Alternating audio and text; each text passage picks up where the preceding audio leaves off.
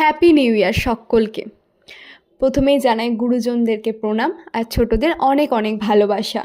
সকালটা আজকে ভীষণ সুন্দর ছিল, কারণ আমি সকাল সকাল উঠে স্নান করে নিয়েছিলাম। আর স্নান করলে মনটা আলাদা একটা ফ্রেশ হয়ে যায়। তারপরে আমার ঠাকুর ঘরে আমি পুজো দিয়ে মনটাকে শান্ত করে, আরও মনটাকে শান্ত করার জন্য আমি চলে গেছিলাম আনন্দময়ীতলা মায়ের বাড়ি। আজকে প্রথম দিন বছরের, মায়ের সাথেই আমি সকালটা শুরু করলাম। মা আমাদের সবার পাশে থাকবে, প্রত্যেকের মঙ্গল করবে। তারপর ওখানে একটু মনটা শান্ত করে ওখানে একটু বসে সবাইকে ওখানে প্রসাদ দিয়ে আমি চলে এসেছিলাম আমার নিয়মিত যেখানে আমি যাই আমার ক্লাস করাতে।